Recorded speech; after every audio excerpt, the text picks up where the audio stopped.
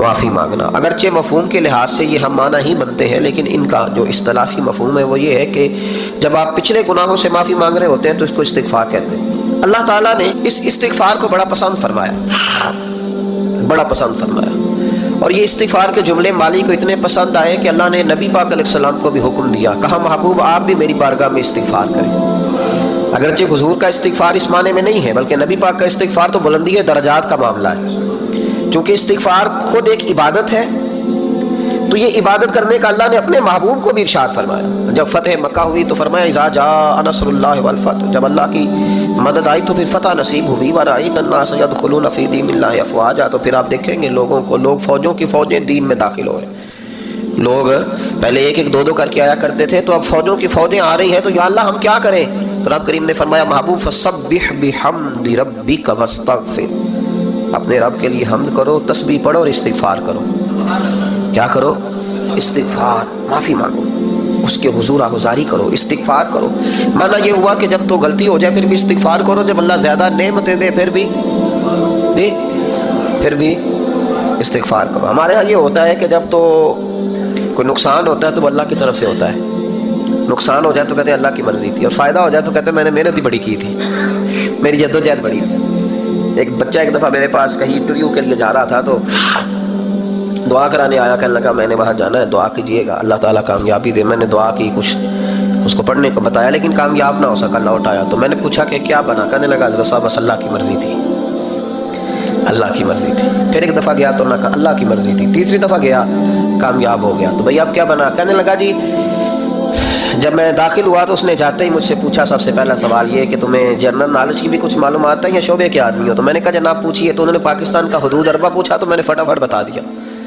پھر انہوں نے مجھ سے پوچھا کہ یہ جو مینار پاکستان ہے اس کی تجویز کس شخص نے دی تھی؟ تو میں نے فٹافٹ اس کا بھی نام بتا دیا۔ پھر شارٹ ہینڈ کے ایک دو سوالات اس نے کیے تو وہ بھی میں نے بتا دیے، تو الحمدللہ کامیاب ہو گیا۔ میں نے کہا بیٹے جب تو ناکام ہوا تھا تو اللہ کی مرضی تھی، اور کامیاب ہوا ہے تو میں لگا دیے، اب اللہ کی مرضی کدھر گئی؟ یہ اتنا بڑا نقص ہے انسانی فطرت کا، اتنی بڑی کمزوری ہے کہ معاذ اللہ تعالیٰ ہم کمزوریاں قدرت کے کھاتے میں ڈال دیتے ہیں، اور ناکامیاں قدرت کے کھاتے میں، اور کامیابیاں یہ کیا تماشا؟ حالانکہ ہونا یہ چاہیے تھا کہ جہاں انسان کمزور پڑے تو کہے میری غلطی تھی، میری غلطی تھی۔ صوفیاء یہ سبق دیتے ہیں، اللہ کے بندے یہ پیغام دیتے ہیں کہ جب تو کہیں ناکام ہو جائے تو سمجھ جائے تیری، اور جب تو کامیاب ہو جائے تو سمجھ رہے اللہ راضی ہو گیا تھا، اللہ نے رحمت کر دی، اس نے فضل کیا۔ تو یاد رکھیں استغفار کئی چیزوں پہ استغفار ہوتا ہے، کئی چیزوں پہ، اور استغفار کا نفع ملتا ہے۔ کیا نفع ملتا ہے؟ وہ سورہ نوح کی آیت نمبر 10، 11 اور 12 میں اللہ نے بیان فرمایا کہ استغفار صرف گناہ سے معافی چاہنے کا نام نہیں، بلکہ استغفار کا تمہیں فائدہ ملے گا۔ کیا؟ رب فرماتے ہیں فَقُلْتُ اسْتَغْفِرُوا رَبَّكُمْ، جب حضرت نوح کی قوم قحط کا شکار ہو گئی، آزمائشیں آ گئیں، تو آ کے حضرت نوح سے کہنے لگے اب ہم کیا کریں؟ تو کیا کہا حضرت نوح نے؟ فرمایا فَقُلْتُ اسْتَغْفِرُوا رَبَّكُمْ، آپ نے فرمایا اپنے رب سے استغفار کرو، اپنے رب سے۔ انہوں نے قحط کی بات کی، انہوں نے کہا کہ کھیتیاں اجڑ گئی ہیں، بارش نہیں ہو رہی، قحط کی بات کی۔ آپ نے کیا کہا؟ استغفار کرو، کیوں کہ انہ کان غفارا، بے شک اللہ بڑا ہی بخشنے والا ہے۔ وہ کیا کرے گا؟ یرسل السماء علیکم مدرارا، وہ تم پر موسلا دار بارش برسائے گا۔ جب تم استغفار کرو گے تو اللہ موسلا دار بارش برسائے گا، ویمددکم، اور وہ تمہاری مدد کرے گا۔ استغفار کرنے والے کی اللہ کیسے مدد کرے گا؟ باموال و بنین، تمہیں مال بھی عطا کرے گا اور بیٹے بھی عطا کرے گا، بارش بھی دے گا استغفار کرنے والے کو، اور مال اور اولاد سے اس کی مدد بھی کرے گا۔ وَيَجْعَلْ لَكُمْ جَنَّةٍ وَيَجْعَلْ لَكُمْ أَنْهَارًا، اللہ تمہیں جنت بھی عطا کرے گا اور تمہیں نہریں بھی عطا فرمائے گا، تمہارے لیے جنت بھی بنائے گا، انہار بھی بنائے گا۔ توبہ کا، استغفار کا تمہیں یہ فائدہ ملے گا۔ ایک استغفار، ہمارے بزرگوں نے وہ لکھا ہے کہ جب انسان کو اللہ نعمتیں دیتا ہے تو پھر رب کا حکم ہے کہ اس پر شکر بھی کرے، نعمتوں پر اللہ کا شکریہ نہ کرنے پر بھی استغفار کرنا چاہیے کہ اللہ تو نے بڑا کچھ دیا تھا پر میں شکر ادا اس پر بھی۔ ہمارا تو اب یہ حال ہے کہ جو ہمارے پاس چیزیں ہیں وہ ہم کہتے ہیں یہ تو میرا حق تھا، لیکن جو نہیں وہ مجھے فٹافٹ ملنی چاہیے۔ مطلب اگر میرے پاس صحت ہے تو اس کو میں اپنا حق سمجھ لیتا ہوں کہ یہ تو میرا، یہ چونکہ ٹھیک ہے جی، یہ تو صحیح ہے، تندرستی ہے، یہ تو ٹھیک ہے، لیکن کار کوئی نہیں، وہ ذرا مل جانی چاہیے۔ اولاد تو میرے پاس ہے، وہ تو میرا حق تھا، میرا رائٹ تھا، معاذ اللہ وہ تو ہم نے حق بنا لیا۔ اور میرے پاس بنگلہ کوئی نہیں، وہ مجھے فٹافٹ مل جانا چاہیے۔ بھئی یہ کس طرح تیرا حق تھا؟ کس حساب سے؟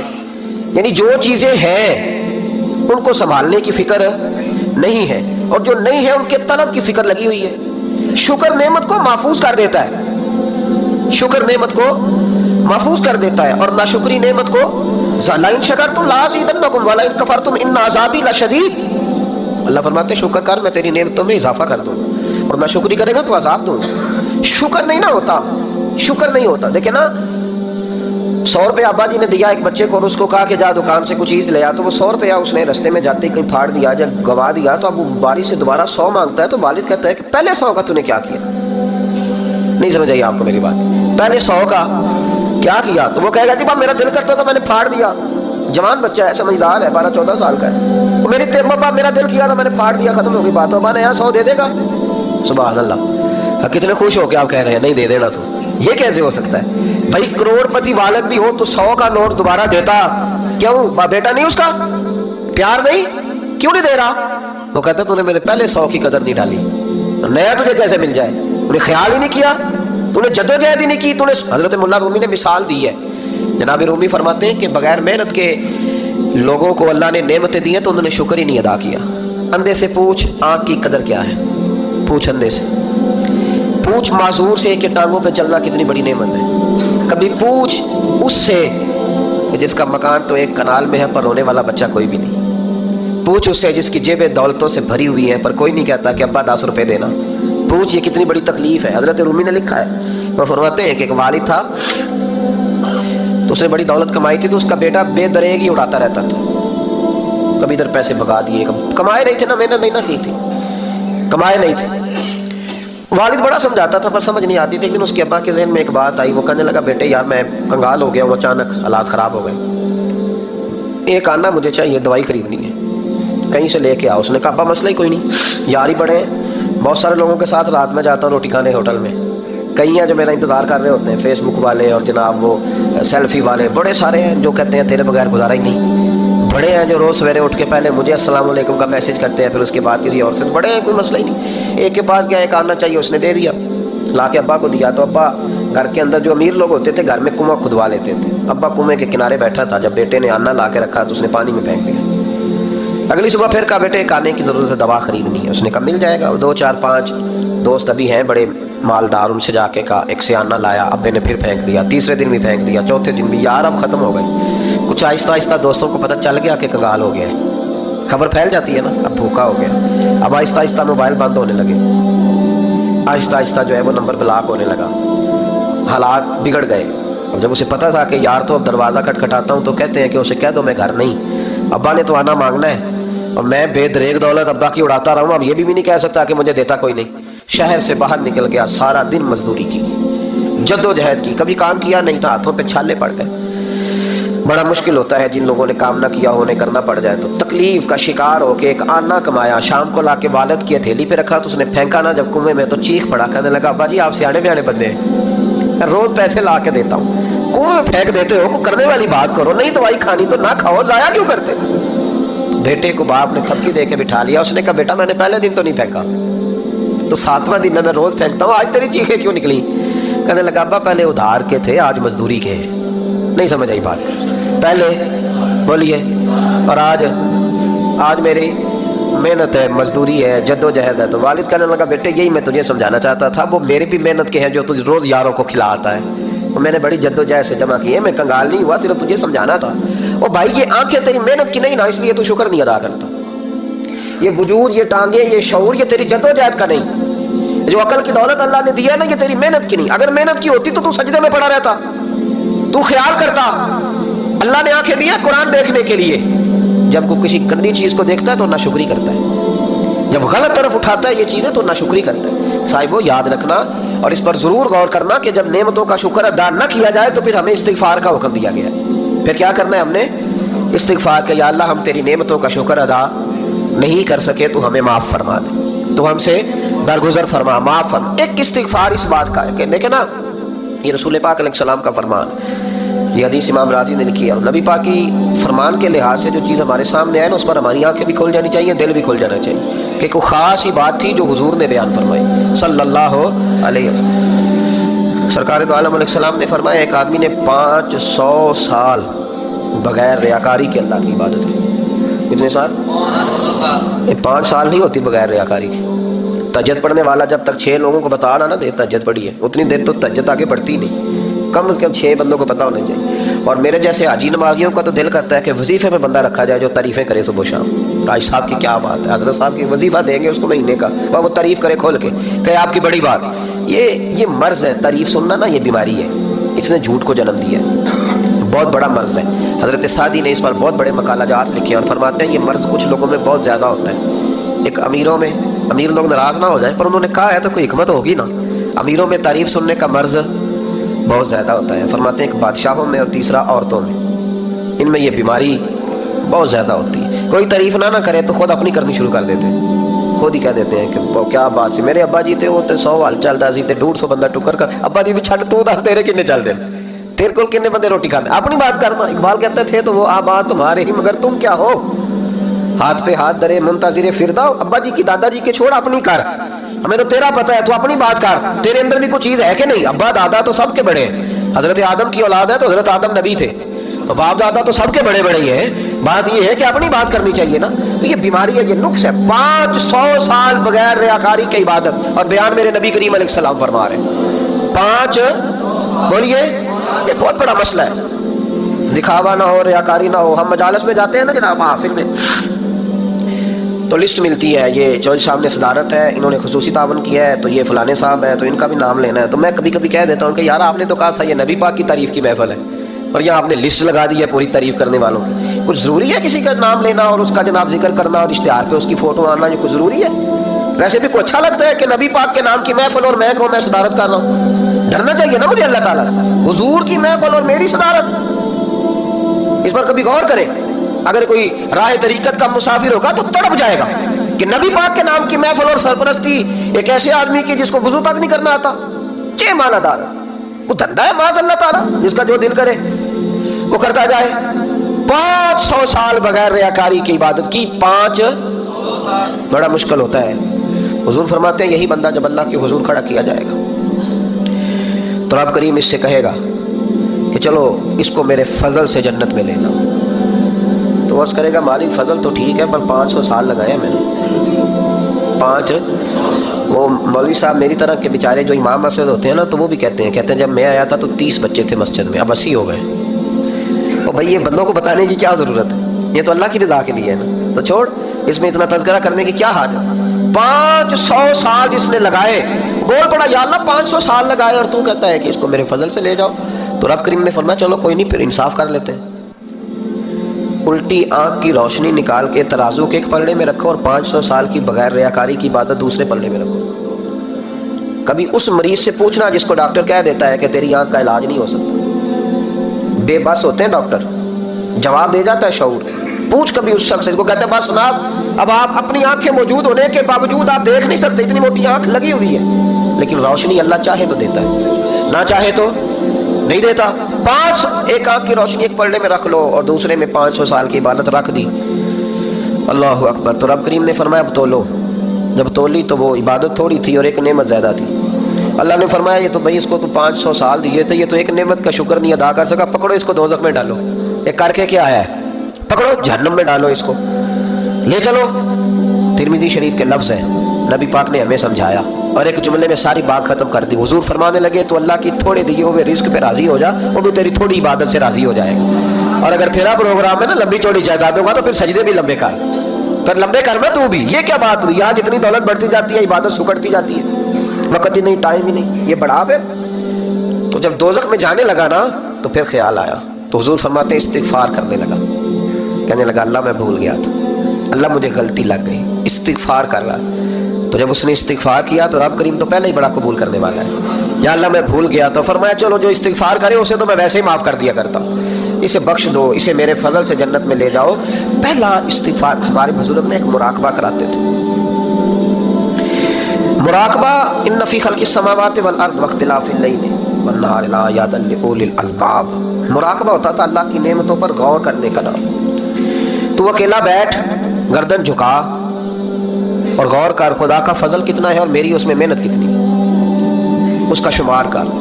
اس طرح کر کے 2 خانے بنا، ایک خانے میں اللہ کی نعمت رکھ اور دوسرے میں پھر اپنی محنت رکھ. اس کو کہتے ہیں مراقبہ. یہاں سے مراقبہ سٹارٹ ہوتا ہے. اور اگر تو شکر ادا کر رہا ہے تو پھر ٹھیک ہے، ورنہ پھر استغفار کر، پھر اللہ کے حضور معافی مانگ، پھر اس کے حضور آہوزاری کر، پھر اس سے کہہ کہ وہ معاف کرے. ہم لوگ یہ والا مراقبہ نہیں کرتے، اس لیے جو چیز ہے وہ تو میرا حق تھا، مجھے فٹافٹ دوسری بھی چاہیے. استغفار کریں اس لیے کہ ہم شکر ادا صحیح طور پر کر سکیں. پھر اس کے بعد دوسرا استغفار اس وقت ہوتا ہے اللہ اکبر کہ جب انسان باشعور زیادہ ہو پر بے عمل بھی اتنا ہی زیادہ ہو، اسے بھی استغفار زیادہ کرنا چاہیے. اب میرے سمیت کسی بھی آدمی کو چھیڑیں گے نا تو دنیا اور مافیہ کی وہ باتیں کرے گا، لیکن جب اس کا عمل دیکھا جائے گا تو کچا سا، پلپلا سا، کمزور سا. یعنی ایسے لوگ ہیں جو ماں باپ کی عظمت پر 6 گھنٹے تقریر کر سکتے ہیں، لیکن اگر ان کی اماں سے جا کے پوچھا جائے کہ بیٹے کا حال کیا ہے جی، تو کہتے ہیں بڑی تکلیف میں ہو، اپنے بیٹے کے سبب سے وہ بڑی آزمائش کا شکار. بھئی تیری 6 گھنٹے کی تقریر کا معنی کیا ہوا؟ تو لفظوں کے گورکھ دھندے کا ماہر ہے. لفظوں میں ادھر گیا ہوا تھا بڑی دور پنجاب کے ایک شہر میں، تو ایک صاحب مجھے کہنے لگے کہ میری 21ویں سالانہ محفل ہے. میں نے کہا آپ نماز پڑھتے ہیں؟ کہتے نہیں. تو میں نے کہا محفل کا کیا معنی رکھا ہوا ہے آپ نے؟ یہ کیا ہے، رسم ہے؟ فلاں بہت بڑے عالم کو میں نے بلایا، فلاں کو بھی بلایا، فلاں نعت کا بھی. یہ کیا ہے؟ اگر تو نمازی نہیں آج تک، اس کو کیا سمجھتا ہے تو؟ میرے بھی فلاں بزرگ سے بھی تعلقات ہے، تو نے کیا حاصل کیا ان سے؟ تعلقات کا کیا مطلب ہوتا ہے؟ فوٹو آتی ہے ساتھ، اخباروں میں تصویر لگ گئی، فیس بک پہ آ گیا کہ میں ان سے ملا ہوں، اتنا تعلق ہے؟ یہاں تو بھائی خوشبو کے قریب سے بندہ گزر جائے تو خوشبو آنے لگ جاتی ہے. تو نے پایا کیا؟ شعور ہونا اور عمل نہ ہونا بہت بڑی مصیبت ہے. اس سے اللہ کی بارگاہ میں استغفار کرنا چاہیے. یعنی انسان کو عقل ہو، پتہ ہو، خبر ہو، اور اس کے بعد ڈھیلے کا عمل نہ ہو. اس کو 3400 حدیث آتی ہو کہ نماز نہ پڑھنے والے کی سزا یہ ہے، پھر بھی نہ پڑھے تو سزا ہے کہ نہیں اللہ کی طرف سے؟ حضرت رومی رحمۃ اللہ علیہ فرمایا کرتے تھے بہت سارے بندوں کو اللہ سارا کچھ دیتا ہے، مسجد آنے کی توفیق نہیں دیتا. معنی یہ ہے کہ اللہ ان سے ناراض ہے. وہ کہتے ہیں کہ میں بڑا سمارٹ ہوں. تو عقل ہونا اور عمل نہ ہونا، اس پر بھی استغفار کرنا چاہیے. شعور ہو اور انسان کو عمل کی توفیق. یار ساری زندگی گورکھ دھندے میں گزر گئی لوگوں کی، لفظوں کے بڑے ماہر رہے، اور میں ایسے لوگوں کو دیکھتا ہوں تقریریں 6 گھنٹے، او ہو 9 گھنٹے کی تقریریں سنتے ہیں، بیٹھتے ہیں مجالس میں. نماز کا وقت آتا تو مصیبت بن جاتا، بھاگتے جان چھڑاتے. مسجد کی حاضری 20 منٹ کی بھی صحیح نہیں دے سکتے. کیا ہے یہ کیوں بہت بن گیا تیرے اوپر؟ غور کر، ڈر اللہ سے. میرے نبی کریم علیہ وآلہ وسلم نے ارشاد فرمایا قیامت کے دن کچھ لوگ کئیوں کی بات سن کے جنت میں چلے جائیں گے. اللہ تعالی ہماری پردہ پوشی عطا فرمائے. کہا کچھ تبلیغیں کرنے والے دوزخ کے دروازے پہ کھڑے ہوں گے تو وہ جنتی کہیں گے کہ مولانا پیر صاحب ہم تو آپ کی بات سن کے جنت میں جا رہے ہیں، تو آپ یہ یہاں کیوں کھڑے ہیں؟ تو وہ کہیں گے ہائے افسوس، میں کہتا تو رہا پر عمل نہ کر سکا. میں عمل اس سے مراد صرف ممبر پہ بیٹھنے والا مولوی نہیں، اس سے ہر وہ شخص مراد ہے جو نصیحتیں تو بڑی کرتا ہے لیکن خود عمل وہ بہت بڑا الفاظ کا ذخیرہ رکھتا ہے، پر عمل کے لیے 2 سجدے بھی صحیح طریقے سے دے سکتا. پھر وہ استغفار کرے، پھر وہ اللہ کی بارگاہ میں معافی مانگے، پھر وہ توبہ کرے. اس لیے کہ جو جتنا بڑا ہوتا تھا نا اس پہ خشیت بھی اتنی زیادہ طاری ہوتی، اس پر خشیت بھی اتنی جتنا. حضرت عمر فاروق رضی اللہ تعالیٰ عنہ کو زخم لگ گیا، شدید زخم لگا، آپ آ گئے، بڑی زیادہ خون بہہ گیا ہے، بہت سارے صحابہ آپ کے گرد جمع ہو گئے. حضرت عبداللہ ابن مسعود بھی آ گئے تو جناب عمر رونے لگ گئے. اب تو رونا آتا ہی نہیں لوگوں کو. حضرت محی الدین ابن عربی کہا کرتے تھے جس کو پورا ہفتہ ہو گیا نا وہ طریقت کا مسافر بھی. جاگ رہے ہیں آپ حضرات؟ کہتے تھے جس کو پورا ہفتہ ہو گیا نا طریقت کا مسافر بھی ہے، پر اللہ رسول کی یاد میں رویا نہیں. فرماتے تھے مجھے تو اس کے ایمان پر شک ہونے لگ گیا کہ 8 دن ہو گئے اسے خیال ہی نہیں آیا. حضرت عمر میدان میں جس شخص کے کبھی پاؤں نہیں لڑکھڑائے، اللہ رسول کی بات آتی تھی تو دریا بہتے تھے آنسو.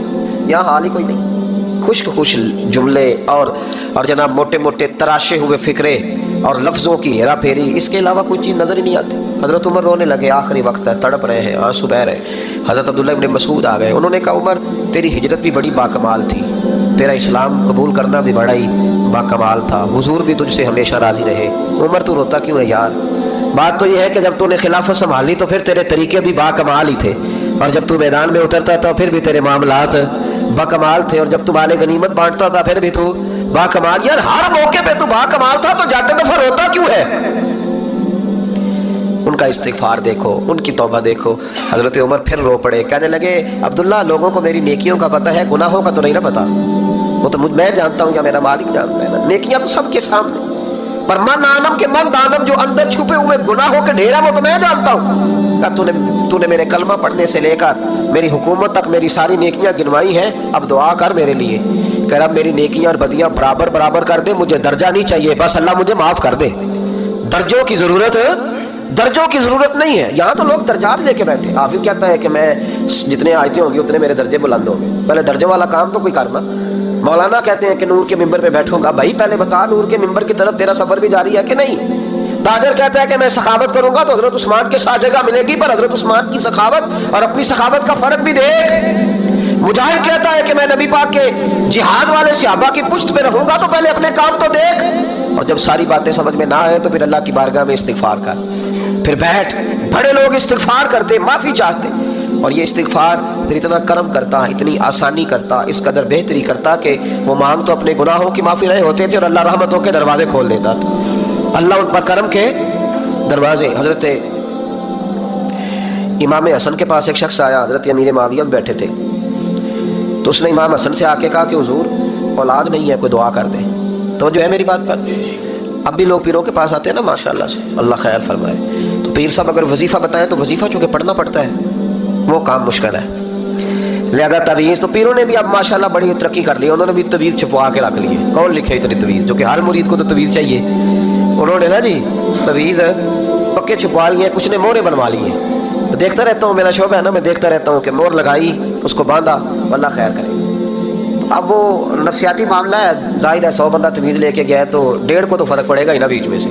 تو جس کو فرق پڑ گیا اس کا فیس بک پہ دے دیا کہ یہ میری کرامت ہے جی, تو جس کا نہ پڑا جی جڑے محرم رات حقیقت دے وہ تے رات حقیقت کھول دے ہی نہیں. یہ جنہ ویکھیا نہیں وہ کرن گلاں, جنہ ویکھ لیا وہ تے بول دے ہی نہیں.